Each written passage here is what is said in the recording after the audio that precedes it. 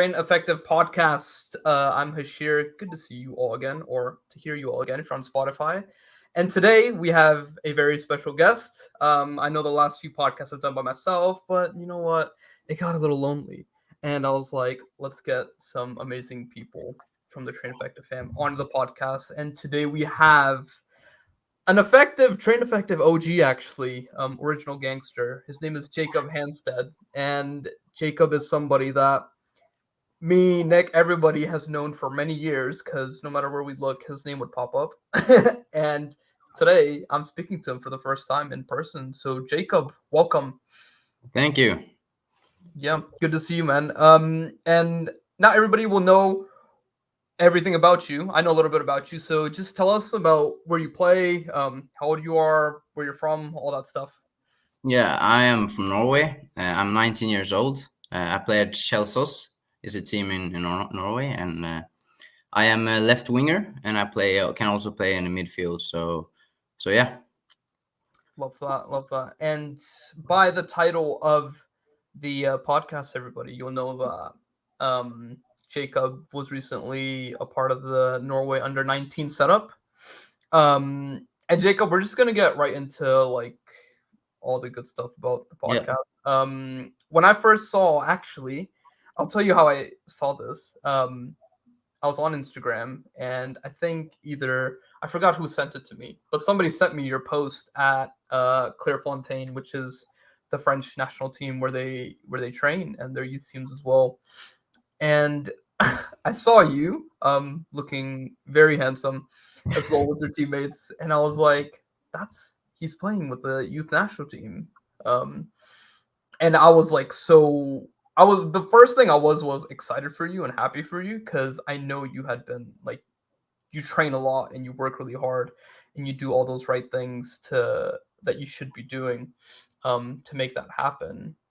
And the next thing I was like fascinated because like you actually played against France's under 19s, I think, as well. Yes, sir. So tell me about that. Tell me about that whole experience at Clairefontaine as well as with the under 19s and everything. How was that? Obviously, it was crazy. Like to be there to experience this with new teammates, very good teammates. When you play at national team, you have many great players amongst you, and to play with them is cool. But also to meet the French players which I seen in League One, in Liga, and in Bundesliga. One player which I met actually played the last game for Bayern Munich.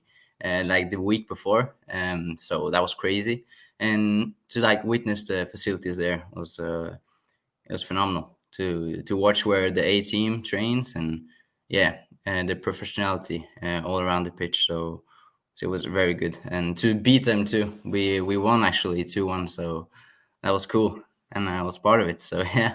And you actually, and to my understanding, because I spoke to you a few minutes before, but you you didn't always play for like you weren't part of the under like 15s and like you didn't No. always play for the Norway youth teams. Like how did you start?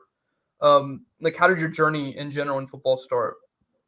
Like many other kids, I was the small kid. I was the late bloomer. When I was like 13, 14, 15, I was so much smaller than everyone else. My brother is like, he's small for his age group, but I was 10 centimeters smaller than him. Actually, we have it on the wall. So yeah, that's crazy. And I remember like I was sometimes selected for this and that, but nowhere near the national team. So far away, like not even close, maybe not even the national team F or whatever. Like Yeah. not even in the regional team, to be honest. Like, and yeah, I also was a late bloomer, and I was so much smaller than everyone else. And of course, it's adversity, and many of you are watching, and maybe in the same situation. It's important to of course be patient because. Look what happened to me, and I'm not saying I'm there yet, not at all, but it's just a start. So like you get benched a lot. I got benched a lot in that time. I didn't play so much. I was demotivated, and it was actually in that time I saw Train Effective and Nick's 100-day 100-day challenge, and I was never going to quit football anyways, but it helped, of course, to look around you and get motivation to get better. So that helped me very much. And yeah, and as the age as I aged, I learned, I got better, and of course I grew, and I got injuries, which we can talk about later. That helped me learn and develop as a football player, and just be patient and work hard. And of course, I was lucky to get that opportunity with the national team, and hopefully I get it again. But yeah, I signed actually for a new team when the Corona hit. I got a big injury, ACL injury, and after that, yeah, and I signed for Chelsea, which I play now, and I played in the season and impressed, and then got called up. So yeah. So you did you ever have like did you ever and I know some players like have this like they have this like breakthrough moment, either maybe it's like their teens or maybe it comes later, where like they really do like, I don't know if they like realize something, or I don't know if they just start training harder, or maybe they see something like that 100-day challenge and it like really motivates them. Like, did you have a moment like that where you just, I don't know, you were always going like this in your football, and then all of a sudden you just started really progressing? Or Yeah, I think that that went along with my growing. When I was getting taller, of course, and bigger, my kind of like my performance went along with that. So hmm, uh, yeah, that was the case for me. It was not like a sudden breakthrough. It was like more like stable, getting better every day, like yeah. the usual thing.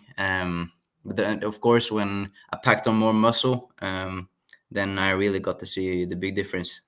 Yeah. Yeah, love that. Love that. And a lot, this is actually an interesting one because a lot of some players, this does happen. Like, people grow at different ages. Like, physically, like, some people don't like really grow until maybe they are 15, 16, even Yeah. 17 years old. Then they have like a growth spurt and they just like, massive. Like, they just get much bigger, taller, stronger, everything. Um, but you had to like, obviously you had to like overcome this barrier, like physical and mental, of being told you're smaller and knowing you're smaller and having to play with bigger players. Did you ever like find it difficult mentally to like convince yourself that you can play with bigger players, more physical players? Of course, because when you're like a little kid and you get bumped around all the time and you get the ball 2 times per match because you're so small, of course it sticks in you. You got to. That's kind of an advantage too, because you look at it and like think, oh, this is a bad thing. I'm much smaller than everyone else. But if you take it from a different angle, you get practice of being the smaller one, and when you then, of course, you get used to it. You Yeah, get used to it, and you learn to play with bigger and better players, because many of the late bloomers are born later in the year too. But as you grow older, you kind of take that with you. It don't go away. So when you first then grow older and bigger, you have so much potential because you're used to playing with players that are even bigger than you. So when you get fully grown, you can handle 100%. everyone. Like, yeah, I love that. that's mm, It's a it's a good mentality to have, and it's very true actually. Because if you do have that when you're smaller, when you do get bigger, it's kind of no different, and you might yeah, actually have an advantage because you were like, you might learn to be aggressive when you were smaller, and yeah. then when you're bigger, you're still aggressive and you're bigger too. And that kind of brings me, speaking about like teens and 15, 16 years old. Um, I was never like like shorter, like, but I was just skinny. Like, I was Yeah. never like really physically like like bigger. Probably should have just ate more. But I feel like that might have been because I just trained so much.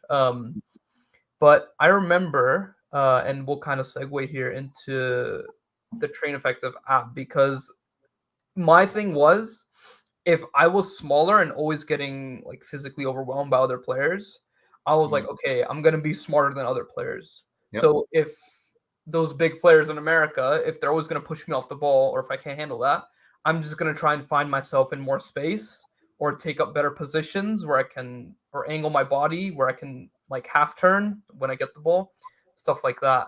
So I did start using. That's actually how I found out about Train Effective because it was a bit different than what I was like seeing here in America.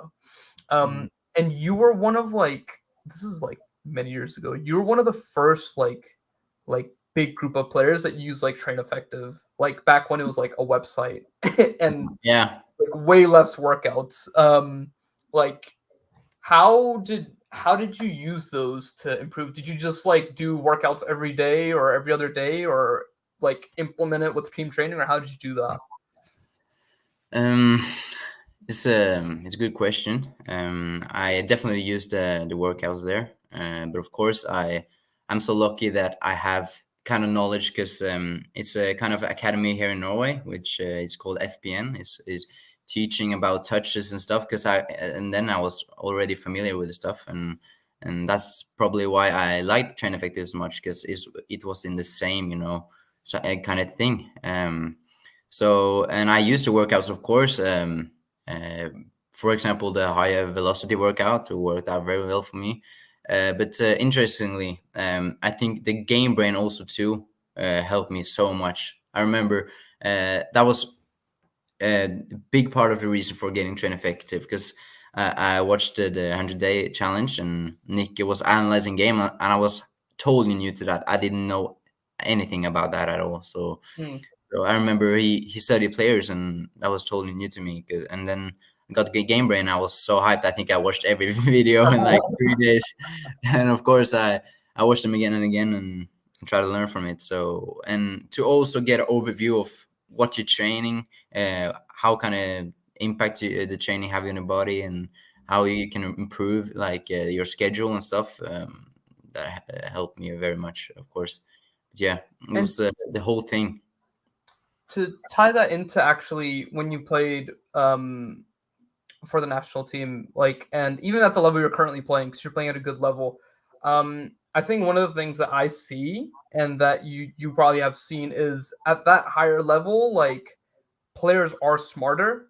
It Yeah. seems like, and like I'm not trying to like talk too much about like the app, but like it seems like a lot of players have those things, that knowledge that the game brain videos like talk about, like central midfielders like they take up better positions.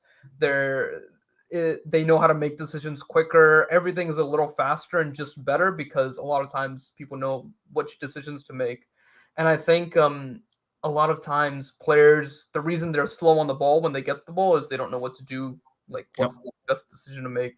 That's where great, like not just game brain, but I don't know if you do this, actually analyzing matches Yeah, yeah, yeah, yeah. now, just writing notes. Exactly. So I would do that as well. And how what I would do is this, and this is how I would improve my decision making without actually physically training it. I would pick a match, for example, say I'm a here, I'll give you the exact example I would use.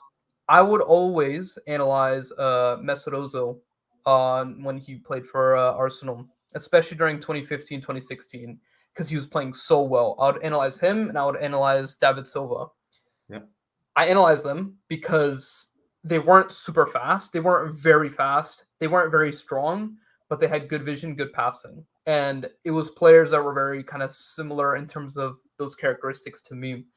And Mm. then I would just, and they played the same position. So I would just write notes on what they did well, which positions they took up. And over time, Jacob, you start seeing patterns of, oh, this is Yeah. what usually works well. This is what usually works well. This is what he usually does well.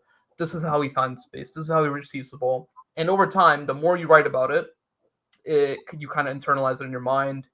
You do it in team training, you do it in matches, and that's how you learn. And that's how I would analyze matches. So I'm so glad that you freaking said that about analyzing matches because I didn't know about that either really Mm. until like around 2017 ish when that 100-day challenge came. And when I started doing that, it was a game changer. Mm. Um, Go ahead. Yeah. Yeah, like I think the game brain kind of lays a foundation for when you analyze big games, and you kind of recognize, as you say, the things that are said in those videos, and you kind of say, oh, there's that type of situation, So I think that helped me a lot. And just recently, Liverpool versus Leicester, I watched that 2 days ago and something, and I watched watch the new player. What's his name? Diaz, or the new player Yeah, at yeah, the yeah, from Benfica. Porto. Was it Porto, yeah. some team in Portugal? Yeah, Uh, Diaz. uh, yeah, it's Diaz. So yeah, it's kind of like, and after a while you starting to recognizing the situations, and one thing I learned, to make that even more efficient, to just look at what the player do with the ball, you get smarter, kind of choices you make. So I do this still. I search on YouTube, for example, Lionel Messi versus the last game he played.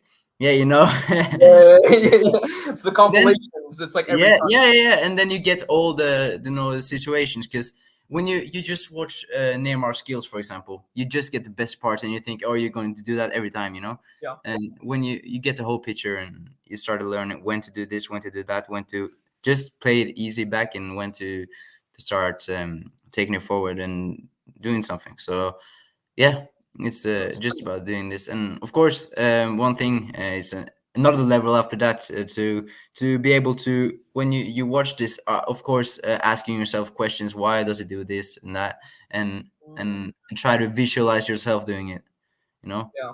This And then of is course, you know. this is so key because that's like it's like taking the it's analyzing the notes but on like times 10 on steroids Yeah. actually. It's oh man, that actually the asking the why, asking why Mhm. the players do something is actually a really really good point. um I need to like write that down. That's a really good point actually, because then you really understand like versus rather than like, oh, just do this in this position. If you understand why, I Mhm. think you remember and internalize it better. That's sick, man. I want to transition to something that's maybe like I'm not gonna say defined you, but clearly, you've come back from this, and it's injury. Yeah, You said you did your ACL. yeah, that was 2 years ago. I did my ACL and my meniscus, and that Jeez. took me out for a year. So that is one of many injuries I've had. Mentally, how did you deal with that? Because how old were you? How old were you when you did your ACL? 2 years ago. 17. 17. That's like it's like one of those crucial years in developing Yeah, for youth players. How did you? What was your mentality like when that happened? Like, because you know it's a long road to recovery. yeah. Usually at least 9 months, at least. So year. Some players it's more than a year. Some players never come back from it. Um, how did you deal with that mentally, bro? Like at first, it's excruciating. You know you get so sad. Of course, you grieve kind of, to hear that message. But after you accept what happens to you, you have one choice, or you have two choices actually. You have one choice, that's to be a bitch. Sorry, and then Yeah, yeah. yeah. And then I think, oh, why does this happen to me? You know, maybe it's not my fault, but yeah. And you have the other road where you can think, okay, this is not my fault, but it's my responsibility to get better. It's like this is an opportunity rather than a challenge, or rather than a problem, not a challenge. It's a Yeah. challenge, of course.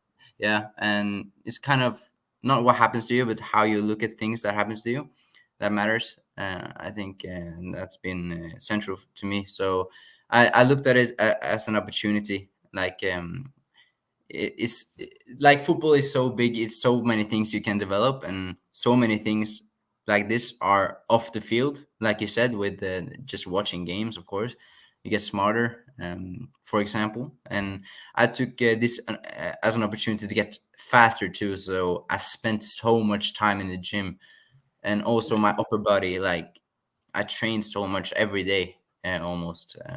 I think, I have like, I write down how much I train every year.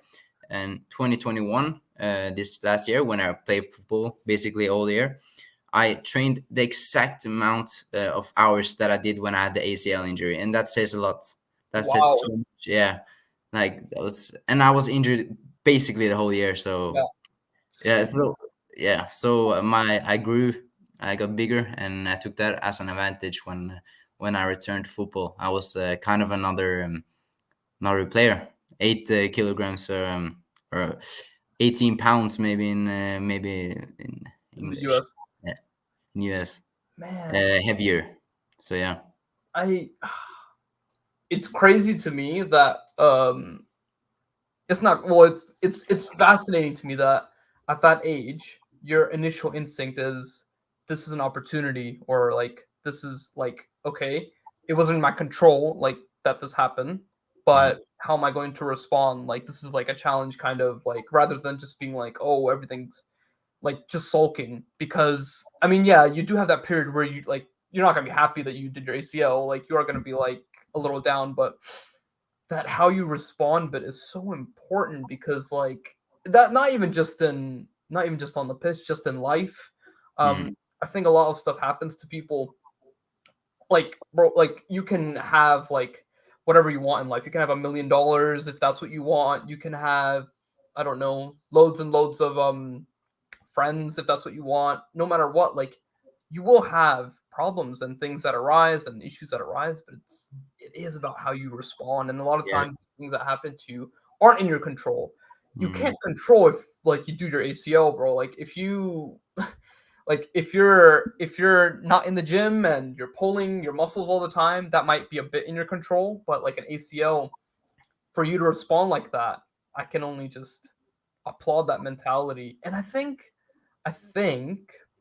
that kind of mentality, I think it just spills over in other parts of your life. Yeah. Um, one thing that I really like, I think Nick has spoken about this before as well, where professional players, professional footballers, they're very like cordial with their time, meaning like they're very like on time, on cue, scheduled, routine and stuff. Like if they say like 2:45 they will be ready 2:45.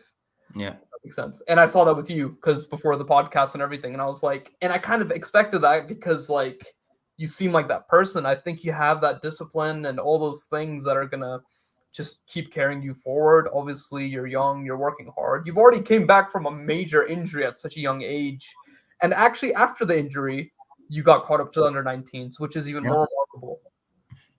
Yeah. It's It's it's a lot to learn. it's a lot to learn. Like, before 2 years ago, before I got my ACL injury, I hadn't touched a book in 5 years, and that year I read 25 books just about just things to get better to learn. And I think for everyone that watching, like, do everything you can. It's so many things that you don't consider that can make you a better football player. So I hear people saying like, I train 8 hours a day football. Like, what the, and like, nah, you can't do this. You it's so many aspects of the game, and Yeah. not even in the game. It's like life in general. You have to take care of your diet, your sleep, all of this. So it's about taking what you can to get better. Yeah. What's the and would and maybe we know the answer because we spoke about it a little bit, Mm. but what's your biggest obstacle, struggle, anything that you've overcame in your football career? Is it the ACL? Yeah, probably. It's harder to make a better example, but I had a back injury that was where I was off and on the pitch for over a year. That was pretty tough too, but definitely the ACL injury because if you can't move the knee, you can't do anything, Yeah. especially when you're doing crutches and everything. It's a hard process, and yeah, people don't know. People who haven't got the ACL injury, they don't know. They don't know. No, I mean just from afar, I've seen in the past. Well, like when I was growing up and seeing other players, and obviously I played on many teams, so I've seen like different players get injuries and like Mm. just having your whole knee in the thing and being on the crutches and all this. It's like I feel like just again, not just in football, in life for life in general, that's just gonna set you up because like if maybe you're after your football career, something happens, you might have that same mentality of like, how am I gonna respond? Yep. Like this happened to me, how am I gonna respond? I have a little it's hard to see from here back there, but one of my big mottos is it's 100% on you, taking full Mm. Yeah. accountability for everything in your life. Yeah. Because if it's your fault, you can change it. If it's your responsibility, you can have some control of the outcome, rather than if you're just blaming other people. I'm not I'm not at X place because of Y. I'm not here because of them. I'm not this because of that. You're always Mm. deflecting blame. You're always gonna have an excuse and a reason to just be miserable and all those things. Whereas if you just put it all on yourself, maybe it's not the best advice for everybody, but if you're solid and you put it all on yourself, you will overcome things and you'll come out on top. Um, I will wrap up soon, but what's the one, if there was one message, and maybe I should give you more time to think about this, if there was one message you could give to any rising, aspiring young player who wants to play for their national team, who wants to play professionally, what is that one message? Be patient, definitely. Be patient. Work hard, and people expect to see results immediately. Have you heard of like the delay of hard work? Yeah. Like you work hard, and maybe that workout comes to play 2 years later. You never know, because it's like accumulating over time. It's like exponential growth kind of thing. So to be patient and not giving up. So because I had many friends who stopped playing football because they face adversity and they think, ah, that's it. Now I'm going this and there to do other things. And of course, if that's what they want, if it's okay, of course, I respect it. But if you want to be the best at something, you have to stick with it, and Yeah. yeah, be patient. 100%. Man, I love that because a lot of times we hear, and this is good advice, but people say work hard, Mm, like stuff like that. But I think, especially in this day and age, everybody wants everything right then and there, like instantly. mm. If not Yeah, instant, you want it in a month or 2 months. And yeah. and go ahead. Yeah. It's good what you're saying. Like, and people like they rely on motivation to get that, because when they set the goal to be the best, in the like 2 months, they think, oh, I'm going to work so hard, and suddenly the motivation drops. You can't rely on motivation because that's going to drop. It's going up and down. You have to rely on discipline. Mm, can't rely on motivation. You have to rely on discipline. Yeah, that's another advice for me. I That's a big one. And you know what? Honestly, and I can say this honestly, I always knew motivation was like you said, up and down. Because some days you do wake up and you're like, oh my god, like today I'm training at like 6 a.m. I mean I'm gonna do everything like blah blah blah blah blah. Other days you wake up, you know what, Jacob, you might be playing for the national team, all this and that, but some days, maybe it's one day out of every 3 months, who knows, you don't want to train. You Mm. don't want to lift really heavy weights. But that's where the discipline comes in. You know you have to do it. There's nothing but benefit from doing those things.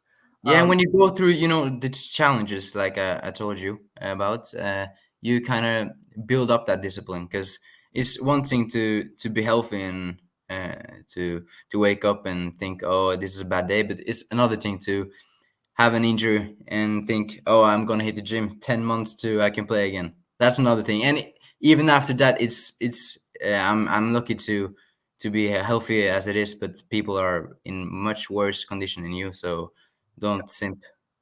yeah, yeah, 100%. God, you man, listen, Jacob Hanstad, everybody. You can obviously see on screen if you're watching on YouTube, but follow Jacob on Instagram. It's at Jacob Hanstad. There will be links below as well on Spotify and YouTube for it. And Jacob, you're open to getting DMs from players? Yeah, Yeah, of course, of yeah, course. cool. Love that. Listen, bro, I think you have such an elite mentality. And I think this might sound weird, but that injury, I think you'll look back on it being one of the best things that ever happened to you in a Yeah, weird way yeah, because of what you were able to learn and gain from that. And you have such an iron elite mentality now, bro. And you can see I can't stop smiling because it just makes me happy. I don't think I know like it's gonna take you far. Um, and yeah, like just yeah. It's a pleasure talking to you too. Of course, I can see like we're on the same wavelength. There's many people who don't necessarily get what you're talking about. because but I'm grateful that you and me we're on the same page, and yeah. Yes. Well done, bro. All right, everybody. We'll wrap up there. Thank you for tuning into the Train Effective podcast again. Um, Thank you in your too. minds, in your minds, just give it up for Jacob Hanstad. If you're in public, just start clapping for Jacob. Um, and YouTube people, feel free to let us know your thoughts. Again, be sure to follow Jacob on Instagram. DM him with any questions. If you want to connect, likewise with me, DM me. Yeah, right down below. Spotify, same thing down below. And join our Discord as well. I have our Discord, Train Effective fam, the official Train Effective Discord in the links below. Feel free to join. It's completely free. We talk about training, everything in there, tactics, real matches. And until next time, we'll speak to you then. Stay effective. Stay effective.